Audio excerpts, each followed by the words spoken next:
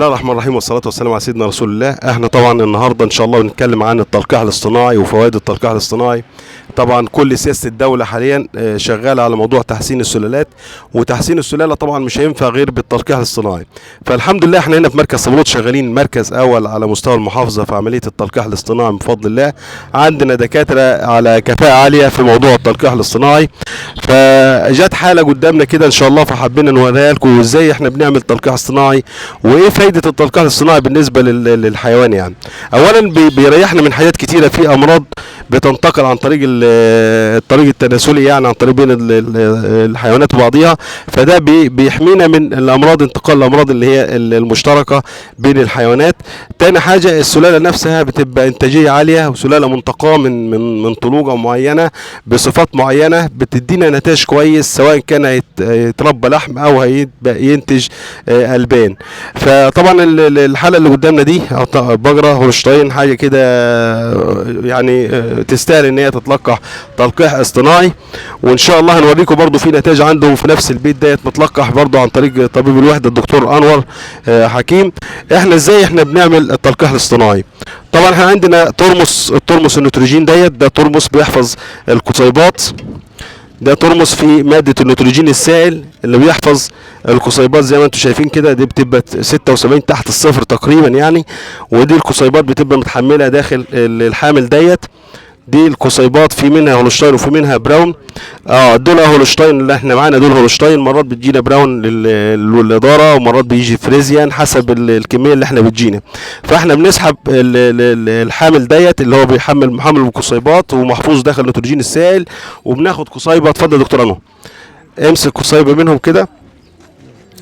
ازاي بنتعامل مع القصيبه ديت؟ طبعا القصيبه ديت عشان درجه الحراره تحت الصفر، فاحنا لازم ان احنا طبعا نغطي الترمس ده، اسمه ترمس النيتروجين السائل.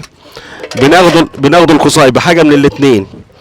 طبعا العلم بيقول ان احنا نحطها في حمام ميه دافي درجه حرارته 38 تقريبا، عشان خاطر يحصل بس سيوله في الحيوان المنوي، لانه في حاله تجمد. يا اما بنعمل الحركه اللي بيعملها الدكتور انور ديت، بيحرك القصيبه داخل ايده، يعني بمعنى صح ان هو بيدفيها شويه. لكن الافضل ان احنا نحطها في حمام ميه درجه حرارته 38 درجه مئويه، ونبدا ان احنا نركبها في المحجن.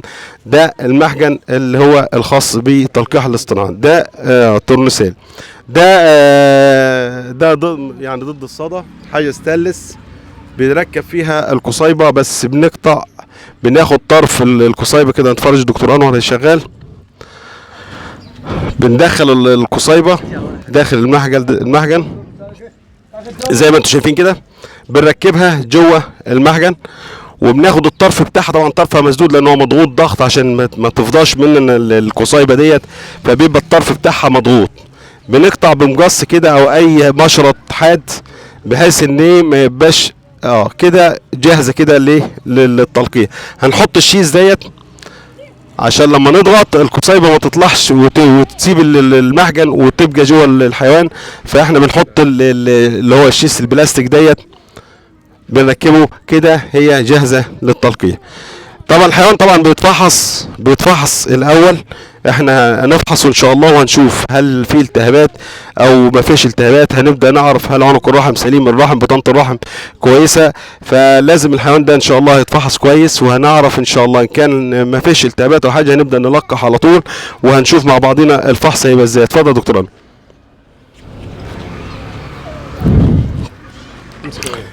امسك له الحيوان. طبعا احنا عارفين ان الدورة الطبيعية للحيوان 21 يوم.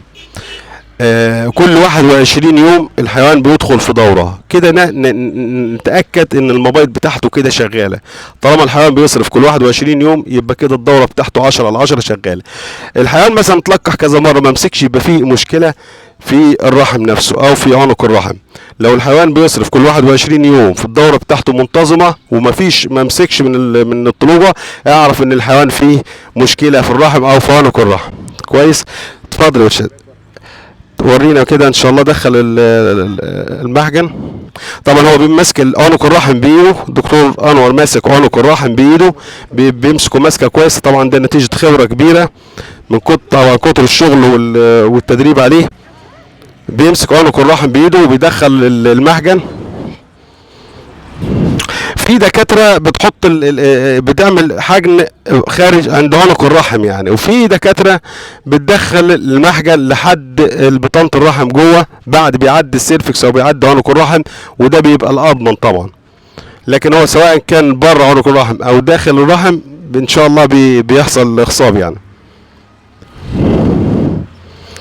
زي ما احنا شغالين كده عدت، هي بانت دخلت توكل على الله يا باشا. كده احنا بنضغط كده، فضيت القصيبة كده داخل رحم الحيوان. زي ما انتم شايفين المحجن كله جوه الرحم اهوت، ده دليل ان هو عدى الحلقات بتاع عنق الرحم جوه. وكده بنسحب احنا كده المحجن. طلع الشيس يا دكتور، ادي الشيس طلع، والقصيبة طبعا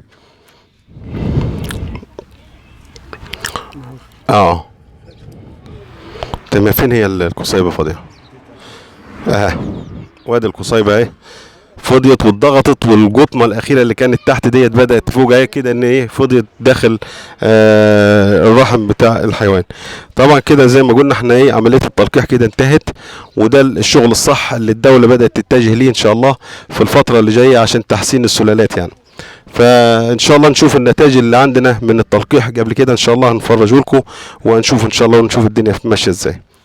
هي ده طبعا دي التلقيحة اللي فاتت لنفس الحيوان، ده تلقيحة براون برضو نفس الدكتور انور حكيم هو اللي اعطيها بذرة قبل كده ما شاء الله. شايفين هو طبعا ايه عايز غذاء شويه، لكن السلاله ما فيش كلام عليها بصراحه، سلاله 10/10. ده الولده اللي فاتت بتاع نفس